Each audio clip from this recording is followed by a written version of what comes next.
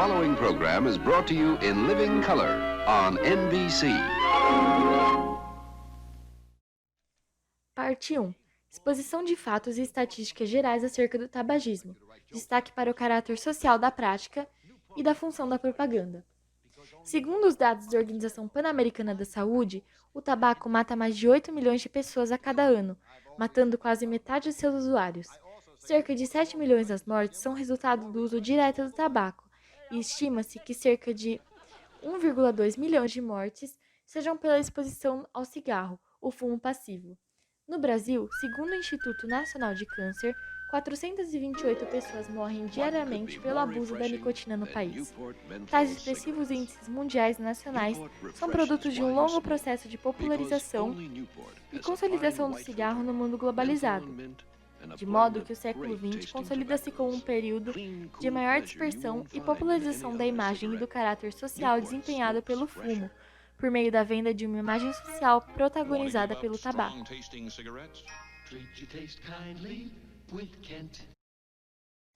A ascensão do cigarro deu-se principalmente na Primeira Guerra Mundial, em que o consumo de tabaco era amplamente associado ao alívio de estresse e ansiedade do campo de batalha. Contudo, foram nos anos dourados da indústria cinematográfica hollywoodiana que o fumo ganha seu status social.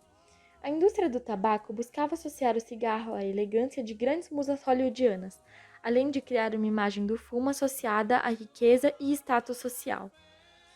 Em um relatório publicado pelo jornal Tobacco Control, cerca de 200 atores, sendo 2/3 desses atores mais requisitados pela indústria da época, foram contratados por companhias de cigarros entre os anos de 1930 e 1940.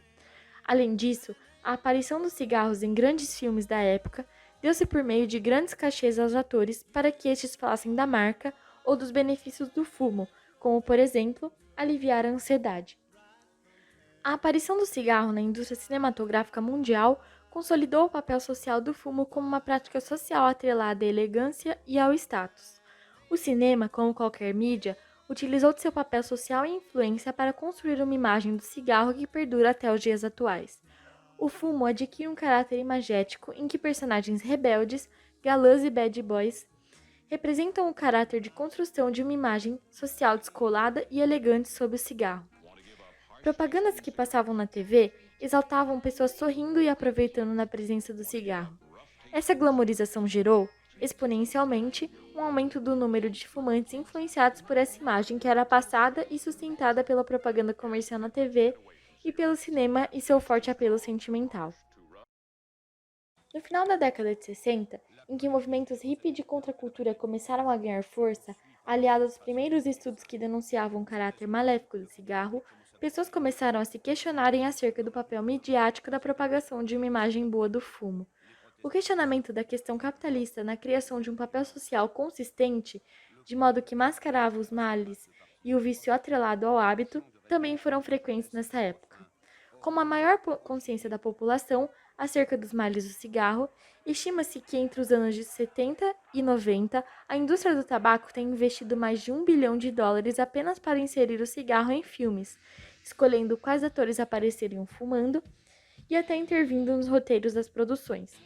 Ainda neste período, anterior aos anos 90, propagandas de cigarros ainda eram comuns na televisão aberta.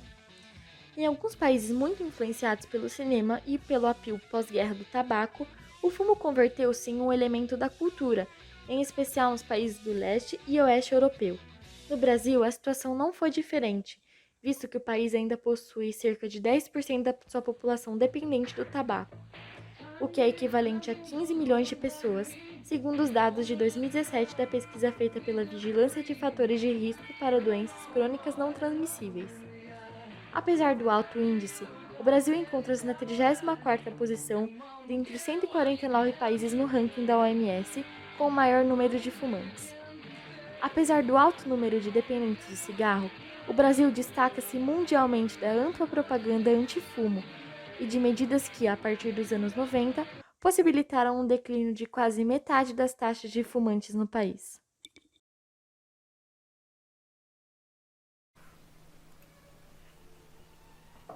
O Brasil teve um grande êxito na aplicação dessas medidas a partir dos anos 2000.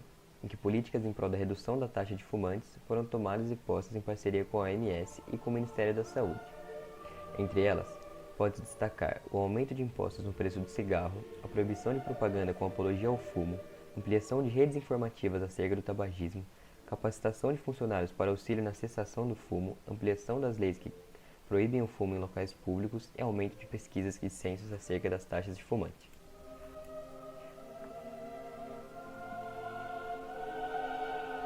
Os esforços contra o tabaco, promovidos pelo governo, têm seu início nos anos 80.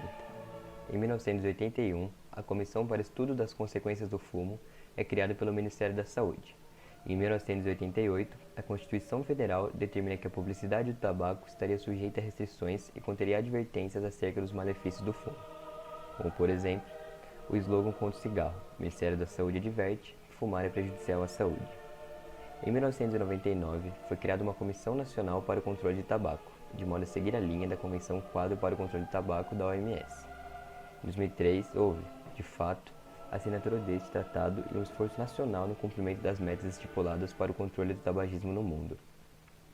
Entre as medidas globais estipuladas pela CQCT, também chamadas de medidas M-Power, estão monitorar o uso do tabaco e as políticas de prevenção, proteger as pessoas contra o tabagismo, oferecer ajuda para parar de fumar, avisar sobre os perigos do tabaco, aplicar proibições à publicidade, promoção e patrocínio do tabaco e aumentar os impostos sobre o tabaco.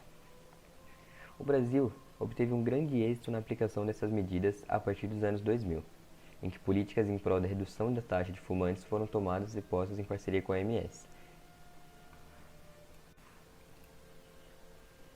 Os avanços mais significativos na batalha nacional a favor da redução do número de fumantes do país deram-se expressivamente na década de 90, de forma que, em 1990, o Instituto Nacional de Câncer passou a capacitar profissionais de saúde para oferecer ajuda aos fumantes, e em 1995 foram incluídas mensagens mais severas nos maços, como a presença de frases de impacto alertando sobre as doenças associadas ao fumo. No ano seguinte, em 1996, o fumo em locais fechados, públicos e privados tornou-se proibido, visando proteger não fumantes do fumo passivo. E em 1999, foram incluídas imagens nas embalagens de cigarro, além de toda a publicidade, seja ela por meio de veículos de comunicação de massa, passar a ser restrita apenas a banners nos pontos de venda.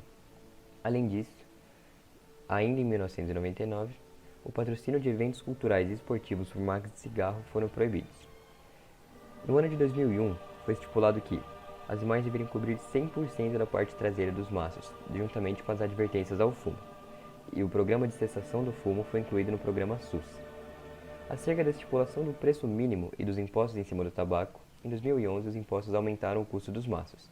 Em 2018, estima-se que as taxas representavam 82% dos preços, colocando o país na liderança em impostos sobre o cigarro na América do Sul. Projeto brasileiro com políticas ao redor do mundo, impacto fundamentado nas estatísticas. Em contraposição, o percentual da população que faz uso contínuo do tabaco não se atenuou de forma semelhante no mundo todo. Apesar dos esforços e campanhas em prol de menores índices de tabagismo propostos pela OMS, em muitos países os números se mostram elevados ou em crescimento, ao mesmo passo que se verifica uma súbita redução em outros. Tal diferença deve-se justamente à maneira com a qual as políticas de prevenção e corte nas propagandas se efetivaram em cada parte do mundo, concretizando-se muitas vezes ineficazes.